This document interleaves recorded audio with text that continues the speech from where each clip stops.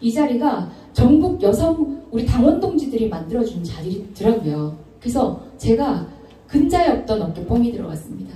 이거 내 자리가 아니거든요. 제가 제 뒤에 뒷배가 있거든요. 우리 여성 당원 동지들하고 함께 해나갈 수 있겠다는 생각이 이 후보 할 때보다 훨씬 더 든든하게 들었습니다. 그리고 그 하고 싶은 일이 바로 정치개혁과 맞닿아 있습니다. 개혁이라고 할 때 그 우리 당이 제가 그냥 이제 초선에서 재선, 지역구 초선이거든요. 제가 보건데 우리 당이 개혁이라는 얘기를 할 때는 늘 가치의 끝을 이야기하면서 그간 모두가 합의해왔던 늘 내놓는 개혁 안들을 개혁이라고 합니다. 근데 정작 개혁이라는 게 깔딱고개, 어떨 때는 그 깔딱고개가 시작점에도 있기도 하고 중간에 있기도 하는데요. 넘어서지 못한 채 막연한 최종적인 그냥 안만, 목표지점만 보여주면서 개혁을 하는 것처럼 입으로만 떠들면 그건 정말 허상이죠. 우리가 그냥 신기루같이 잡고 있는 건데 정치인들이 해야 될 일, 특히 국회의원들이나 중앙에서 일꾼을 맡고 있는 사람들이 해야 되는 일은 그 깔딱고개를 넘는 실질적인 노력을 보태는 일이라고 생각합니다. 제가 여성위원장이 되면서도 여러 가지 고민들도 많이 하고 했지만 그 고민들이 세상스러운 게 아니라 우리 여성 선배님들이 이미 만들어 놓으신 여러 가지 길들이 있더라고요. 이런 그림으로, 이런 목표로 우리는 나아가야 된다. 정치개혁도 마찬가지입니다. 국회에서 지금 치열하게 공방을 벌이고 있다고 하는데 사실은 그 정치개혁의 궁극적인 지점에 대한 그 목표에 대한 치열함이 아니라 그것 중에서 정치라는 게 현실이잖아요. 어떤 걸 우선순위로 할 건지에 대한 치열한 다툼이거든요. 저는 여성위원장이 되고 제가 최소한 이 목표는 하겠습니다. 등등의 얘기를 하면서 여성공천 30% 할당을 얘기합니다. 약간의 거부감이 들어. 그런 표정도 보입니다. 아, 우리 위원장님은 남자 위원장님인데 그럼 여기서 지금 여성이 치받아 오는 거야. 바로 개혁의 어려운 지점이 거기 있습니다. 어떤 개혁을 이야기하면 물론 현실을 동떨어뜨려 놓고 생각할 수 없는데 사람을 염두합니다. 뭐야, 저 얘기는 지금 쟤랑 경쟁하는데 내가 봐도 제가 더 훨씬 당에 더 많은 노력을 했고 더 오랫동안 노력했어 라는 방식으로 접근을 합니다. 개혁의 여성 정치 개혁의 첫 번째 깔딱고개는 바로 그런 너무나 현실적인 이유로 자초가 되기도 합니다. 그런데 또 어떤 개혁들은 너무 현실을 몰라서 자초가 됩니다. 궁극적인 목표만 얘기하다가 내가 이런 개혁을 하겠습니다, 이런 개혁 해야 됩니다 하다가 현실적인 설득력을 얻지 못해서 또 자초가 되기도 합니다. 저는 그게 개혁마다 다르다고 생각합니다. 아까 여성공천 같은 경우만 하더라도 궁극적으로 아니 당에 여성 자원이 30% 국회의원 비례대표 말고 지역구까지 다 해서 30% 해낼 만큼 있어? 라고 합니다. 그런데요, 개혁이라는 거는 바로 앞에 현실 안에 더하기 빼기를 생각하다 보면 결국 이룰 수 없고 그 목표의 지점은 궁극적 목표가 아니라도 중기 정도는 바라봤을 때 개혁이 되는 거예요. 저는 지난번 우리가 위성정당에 대한 여러 가지 비판이 높습니다. 저도 그때 대변인도 하고 있고 또 지도부의 일원으로서 책임이 없지 않습니다. 솔직히 총선을 이겨야 하는 어떤 단기 목표에서는 온당하지만 저는 정치의 총합을 넓히거나 우리가 180석을 가지고 무거운 채로 하지 못했던 많은 일들을 생각한다면은 저는 궁극적으로는 정치개혁 앞에서도 과감하게 우리가 던질 수 있어야 된다고 생각합니다. 그것처럼 여성공천 30%도요. 한번 보십시오. 당장은 누군가와 누군가의 경쟁으로 감정으로 몰입되기 쉽겠지만 이것들이 결국은 정치의 합, 민주당의 합을 넓히는 게 될 겁니다. 그리고 여기 저요 진짜 아슬아슬했어요. 이번에 그 단체장, 광역단체장 여성 한 번도 안 나왔거든요. 근데 우리 임미애 도당위원장님 나오셨는데 정말 최선을 다하셨고 남부럽지 않은 성적을 내셨지만 그럼에도 지역 정치의 그 터 앞에서 무너질 수밖에 없었는데 그 경기도지사 어떻게 보면은 시쳇말로 넘어갈 수도 있는 판국이었습니다. 근데 너무 속상한 게 뭐냐면 저희가 여성 대통령, 최초의 여성 대통령 누굽니까? 박근혜란 말이 차마 안 나오시죠. 그러면서 말씀하십니다. 최초의 여성 대통령은 내가 될 거야. 왜냐하면 박근혜는 진정한 여성 대통령이 아니야 라고 하지만 이건 우리끼리 자유입니다. 제대로 역할을 못했지만 최초의 여성 대통령 맞습니다. 그분만큼은 우리가 타이틀을 뺏겼어요. 근데 얼마나 억울해요. 여성의 가치, 젠더의 가치를 위해 소수자를 위해서 애써왔던 건 더불어민주당이거든요. 근데 뺏겼어요. 근데 그 전부터 징조가 보였어요. 이자스민, 우리가 굉장히 터부시했던 이주노동자를 공천을 딱 하는 저 보수정당의 저 당당함을 딱 보면서 야, 이러다가 우리 또 뺏길 타이틀이 뭘까 생각을 해봅니다. 저는 지방자치단체장, 그것도 서울과 경기도라고 하면은 어느 당이든 버금가기 실력을 가지고 치열한 경쟁을 하고 있고 정말 가능성이 있는 곳이잖아요. 그곳에 여성을 공천해내는 보수당을 보면서 와, 또 이것도 뺏기나 싶었습니다. 그러면서 얼마나 간절하게 우리가 임미의 도지사임이 되기를 간절하게 바랬습니까? 저는 다음 선거에는 궁극적으로 젠더가 될 거라고 생각합니다. 2012년 보편적 복지, 그 이전에 보궐선거 때는 그 무상급식, 그게 딱딱 화두였어요. 그리고 2016년, 20년에는 정치개혁이 화두가 될 것 같다 그랬는데 진짜 정치개혁이 화두가 됐어요. 그럼 다음 총선쯤에는, 다음 대선쯤에는 저는 젠더가 다시 화두가 될 텐데, 지난 대선이 젠더였잖아요 하는 분들도 있는데 아니요, 그건 가짜 젠더죠. 그거야말로 젠더를 통해서 갈라치기 하는 건데 다음만큼 정말 젠더가 될 겁니다. 그리고 우리가 정신 차리지 않으면 그 젠더의 핵심 이슈를 국민의힘이 먼저 가져갈 것 같아요. 자, 개혁이라는 게 지금 방금은 제가 여성에 대해, 여성 정치에 대한 이야기를 했는데 모든 개혁의 지점에 있어서 저는 조금 더 긴 호흡으로 보되 너무 멀리 보면서 막연한 얘기를 하지 않은 현실적인 개혁을 하되 하나라도 성과를 이루되 그렇다고 당장 내 앞에 놓인 누군가의 이해관계에 천착해서는 안 된다라는 생각입니다. 저는 이번 정치 개혁을 통해서 사실 지금 국회에서는 정개특위가 마련되어져 있고 이 정개특위에서는 여러 가지가 논의되고 있고 위선정 등을 없애는 것뿐만 아니라 비례대표 의석수를 어떻게 할 것인가, 그 다음에 궁극적으로 뭐 사표율제라든지 여러 가지 양당이 사실 토박이처럼 점령하고 있는 각 지역에 대해서 그 안에 균열을 내기 위한 여러 가지 제도에 대한 시도는 끊임없이 있어 왔는데 한 번도 제대로 된 적이 없잖아요. 저는 그 고민이 함께 담길 거라고 봅니다. 자, 더불어민주당 180석 있으니까 할 거예요가 아니라 180석 안에서도 사실은 균일하지 못합니다. 이게 궁극적인 가치와 목표에 있어서는 합의를 하는데 그게 다 똑같다고 되는 게 아니라 결국은 우선순위와 해결해 나가는 방법에 대한 합의가 또 여러 가지 이견들을 만들어내거든요. 하지만 지난 총선을 거치면서 우리가 느낀 것들이 있습니다. 180석을 오롯이 똑같이 한다고 하더라도 우리가 똑같은 경험해봤잖아요. 개혁이 될 것인가?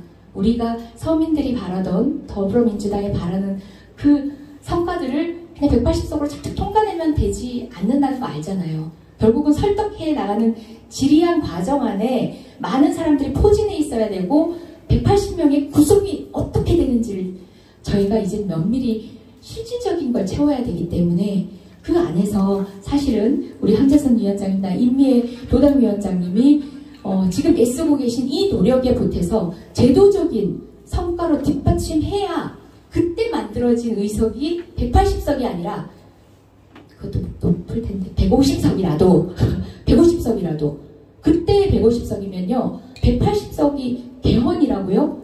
200석 개헌 아니요 150석으로 개헌할 수 있습니다. 어떤 사람으로 150명 채워진지가 중요합니다. 그게 중요합니다. 바로 이곳에서 국회의원 당선시켜내고 경북에서 우리 국회의원 여럿이서 군배지 딱 달고 있으면요 그건 우리가 180석, 200석을 오롯이 가지고 있을 때보다 훨씬 더 넘어야 할 산을 쉽게 넘을 수 있다는 겁니다.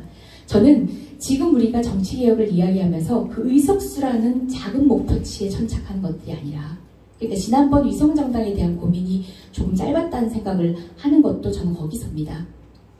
정말 제대로 정치를 흔들 수 있는 균열을 낸다는 말 저 되게 좋아하거든요. 그래서 좀 가끔은 대바라져 보이지만 튀는 사람들, 튀는 후배들 좋아하거든요.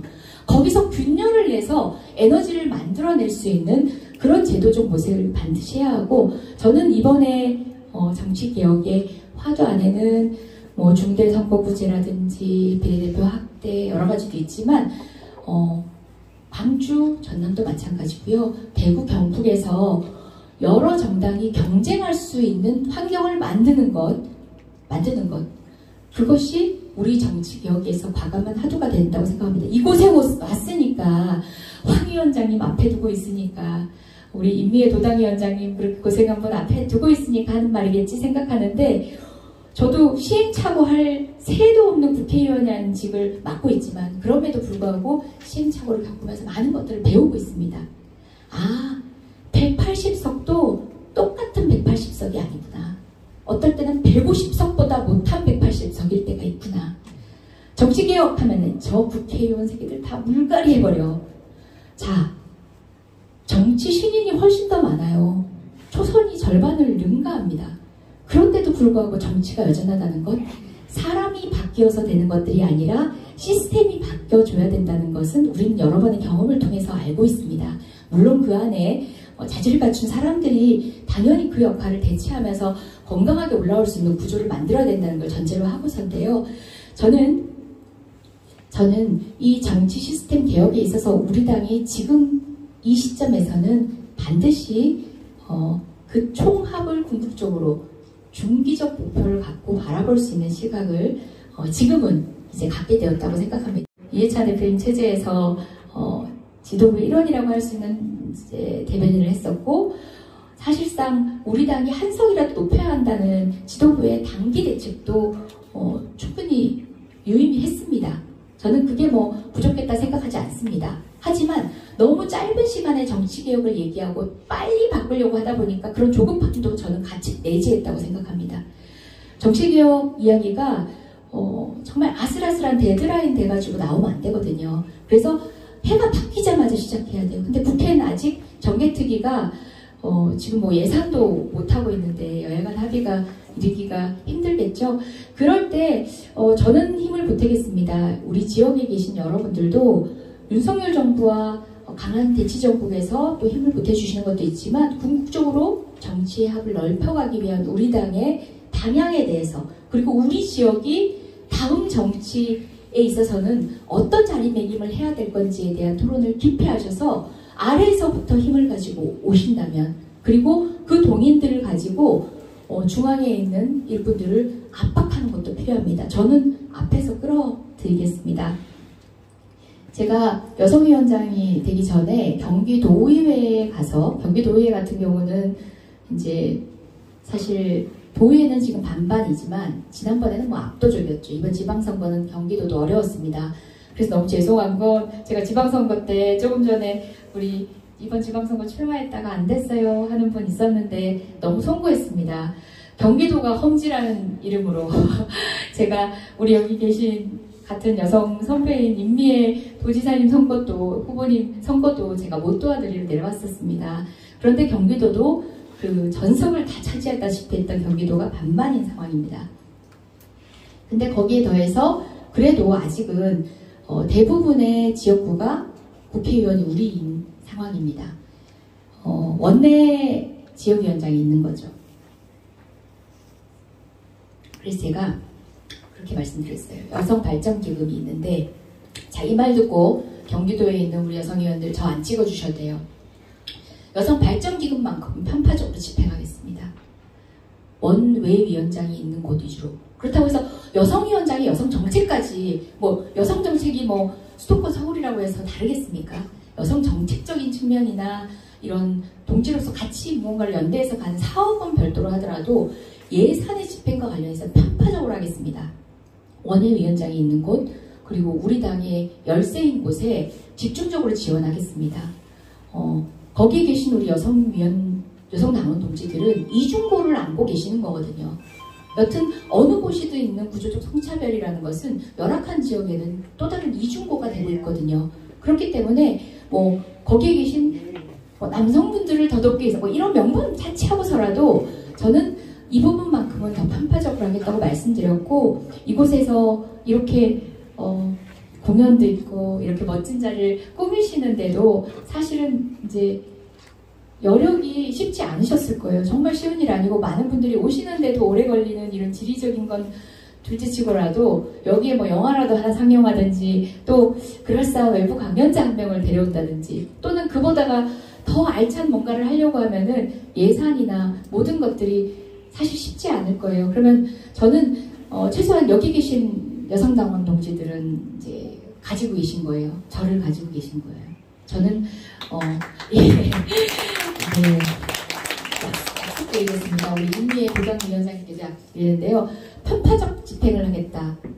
광주 전남 이번에 여성위원장한테 많이 도와주셨지만 거기에 계신 여성위원장님께도 말씀드렸습니다. 거기 돈 많으시잖아요. 그래서 우리 전남 도당위원장은 여성위원장님은 경남 여성위원장님께 이 제안을 하셨어요. 같이 콜라보로 1박 2일 행사를 하겠다. 그러면은 모든 비용이나 대부분의 비용을 우리 전남에서 되겠다. 우리 전남에 돈 많아요. 이러면서 오세요. 이렇게 해서 행사를 한번 기획해보자 얘기하시더라고요. 등등 여성들의 연대감이 생각보다 남성들 분발하셔야 돼요. 생각보다 현실적이고 바로바로 뭔가 성과를 내는데 빠르세요. 그래서 거기서 사관을 해서 어떤 방식으로든 해봐야겠다. 그렇다면 저는 여성발전기금의 편파적 집행이라는 것도 정책적 목표다.